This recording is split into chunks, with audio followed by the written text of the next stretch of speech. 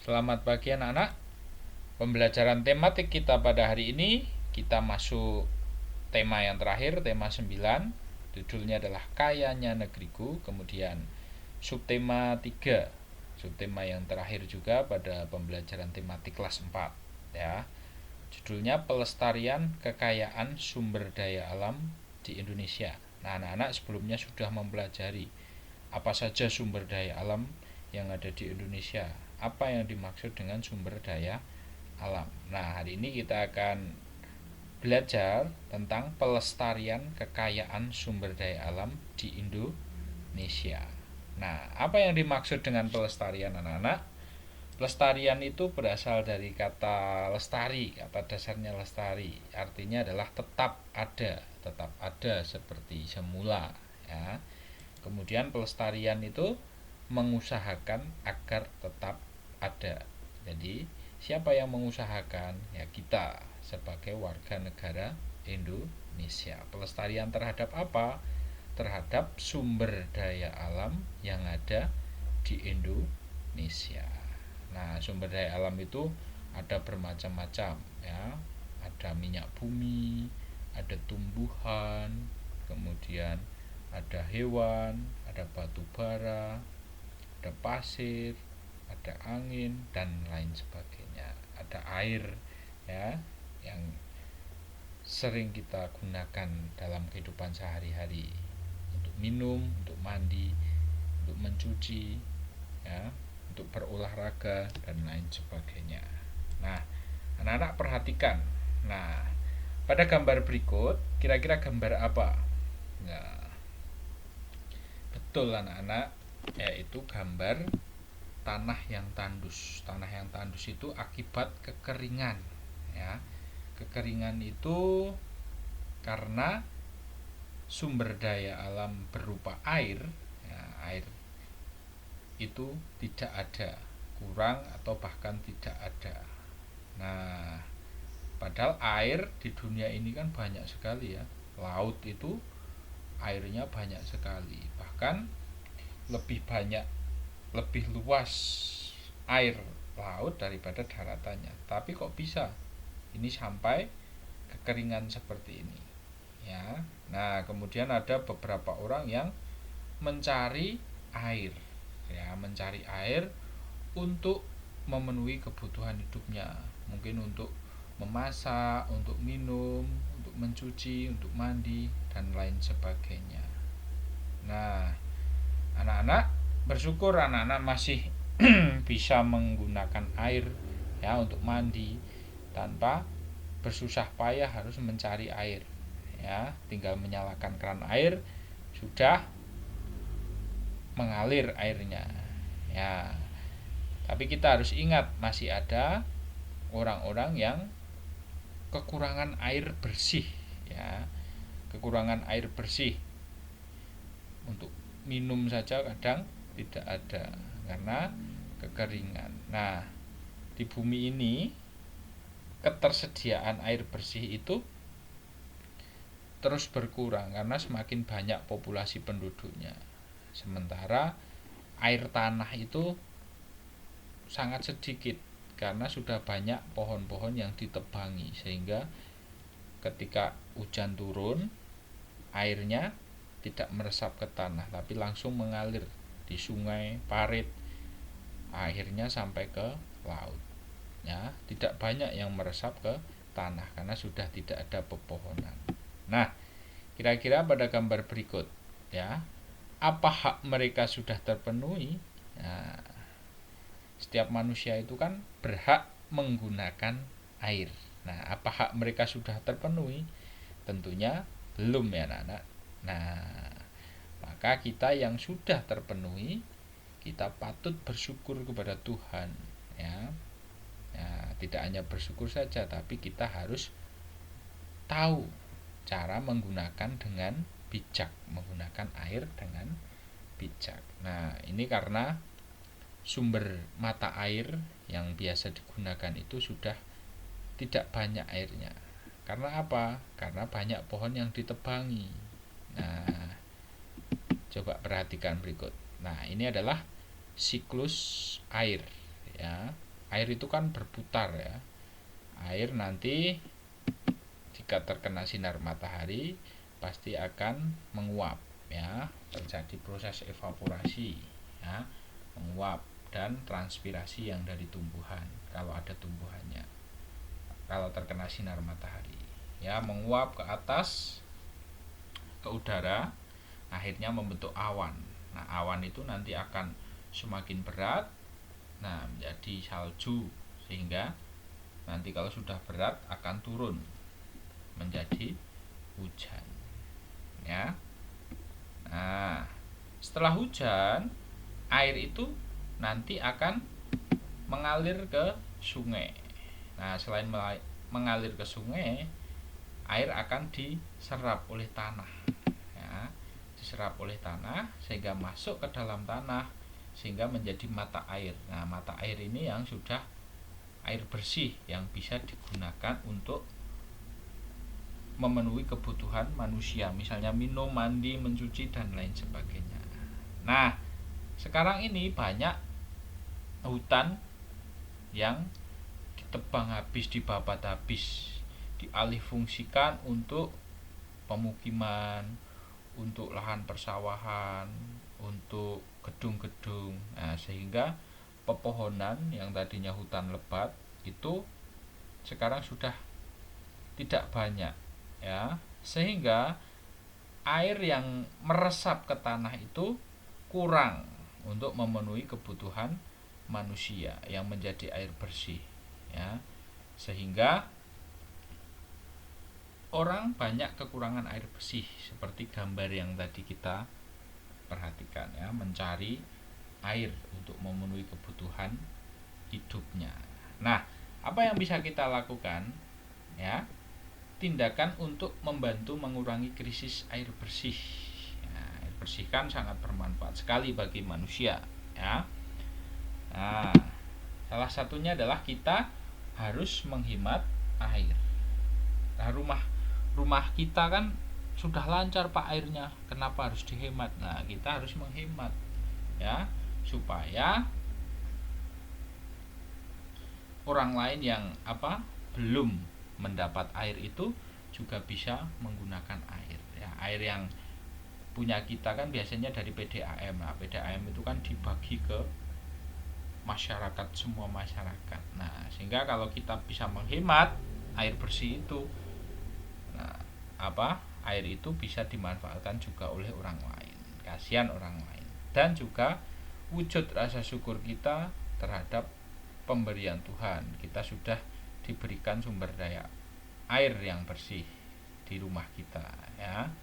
Nah, itu kita bisa lakukan dengan menghemat air. Salah satunya adalah mematikan keran setelah selesai digunakan, atau ketika cuci tangan. Nah, sekarang kan musim pandemi, kita banyak cuci tangan pakai sabun. Nah, ketika keran dinyalakan, kita basahi tangan kita, kemudian keran dimatikan dulu, kemudian kita baru menggunakan sabun. Jangan ketika menggunakan sabun airnya masih mengalir. Nah, itu namanya pemborosan juga. Dimatikan, kita gunakan sabun, kemudian ketika mau membilas dinyalakan lagi. Nah, itu salah satu cara menghemat air, dan masih banyak lagi ya. Misalnya mandi menggunakan shower, jangan berendam. Kalau berendam itu juga boros.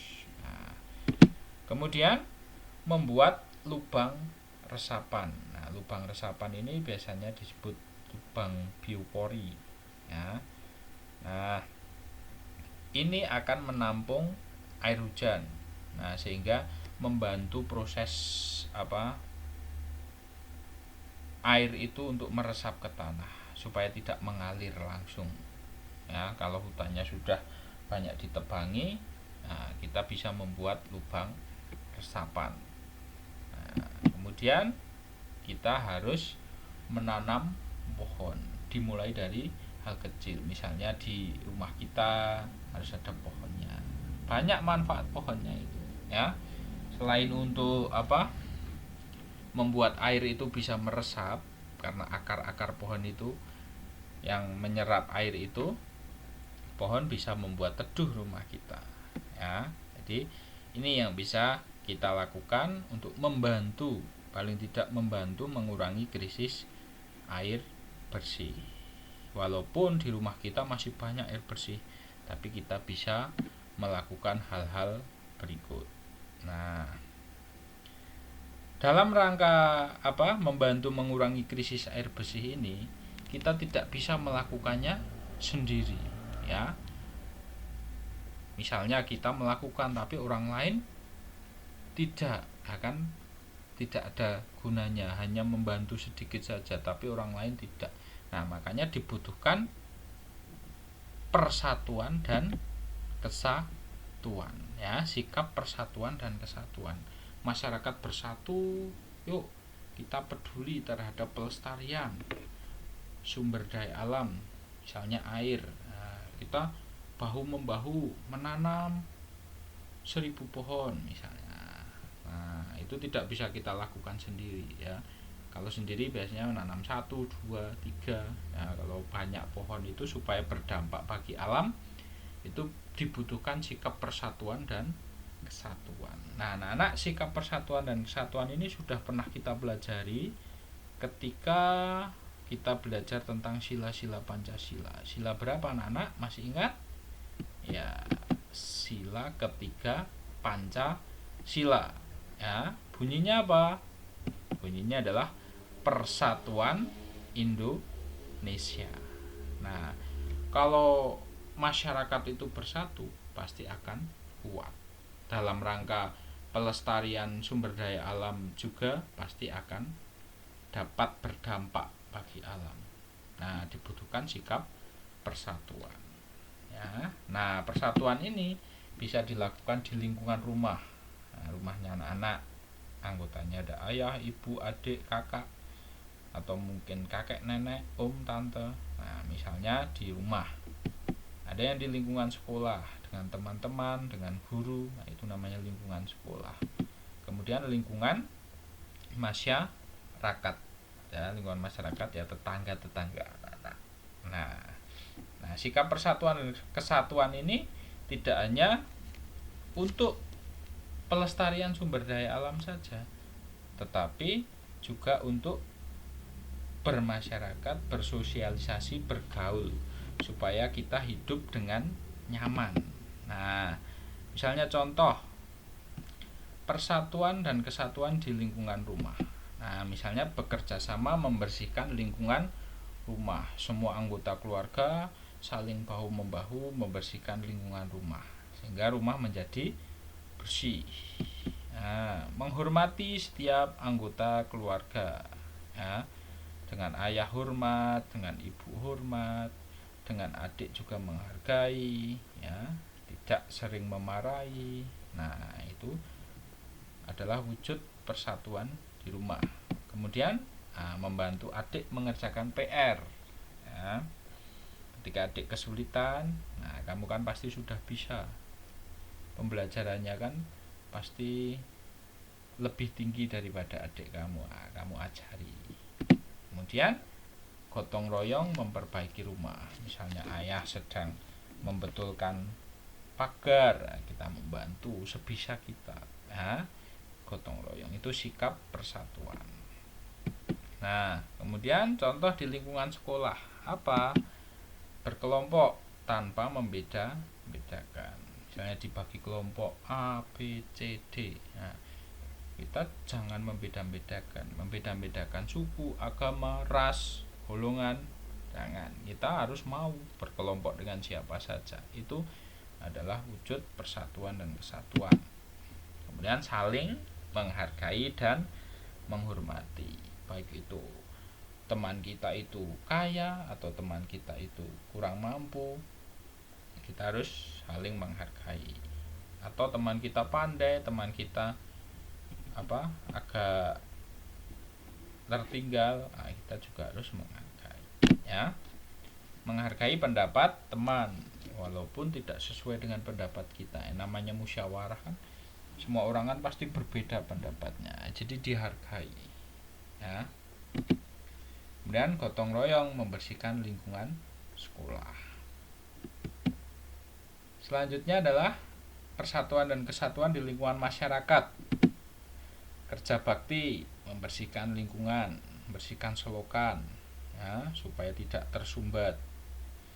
Nah, bisa jadi membuat lubang resapan. Nah, ini dibutuhkan persatuan dan kesatuan supaya sumber daya airnya dapat meresap ke dalam tanah, ya. Gotong royong memperbaiki jalan yang rusak supaya tidak mencelakakan orang lain kalau jalannya rusak. Saling menghargai perbedaan, ya, tadi sama, ya, perbedaan suku, agama, ras, golongan, dan lain sebagainya. Menengok tetangga yang baru sakit, ya, terus peduli, namanya persatuan dan kesatuan. Nah, itu anak-anak pembelajaran kita tentang melestarikan sumber daya alam yang ada di Indonesia. Itu dibutuhkan rasa persatuan dan kesatuan. Nah, tapi tidak hanya untuk melestarikan sumber daya alam saja, tapi untuk kita bekerja sama supaya hidup aman, tentram, damai, ya, di rumah, sekolah, ataupun di masyarakat. Nah, berkaitan dengan sumber daya alam, kita juga harus melaksanakan hak dan kewajiban secara seimbang, ya. Nah, kemarin sudah belajar, ya, pada pertemuan-pertemuan sebelumnya kita sudah belajar pelaksanaan hak dan kewajiban secara seimbang. Kita akan ulang lagi contohnya. Nah, misalnya kita berhak menggunakan minyak bumi sebagai bahan bakar kendaraan kita. Misalnya bensin itu kan bahannya dari minyak bumi. Kita berhak, boleh, ya. Tapi kita juga wajib menghematnya. Kita boleh menggunakan. Nah, kita menghematnya dengan cara apa? Misalnya jaraknya dekat, ya jangan menggunakan kendaraan. Itu wujud menghemat, ya. Kemudian contoh yang berikutnya, kita berhak menggunakan tumbuhan sebagai bahan perabotan rumah kita, ya. Tetapi kita juga wajib melestarikannya, ya. Nah, misalnya tumbuhan digunakan kayunya untuk membuat meja, kursi, perabotan rumah kita, tapi kita juga wajib melestarikannya. Caranya bagaimana? Ya, menanam kembali, ya. Itu cara melestarikannya supaya tetap ada seperti sedia kala, ya. Nah, supaya alam kita tidak rusak. Nah, anak-anak, pembelajaran kita pada hari ini cukup sekian, ya. Anak-anak bisa putar kembali videonya kalau belum paham, ya. Intinya kita harus memiliki rasa persatuan dan kesatuan dalam rangka melestarikan sumber daya alam yang ada di Indonesia, dan juga dalam rangka hidup berdampingan dengan orang lain. Ya, terima kasih anak-anak. Sampai jumpa pada pembelajaran berikutnya. Terima kasih.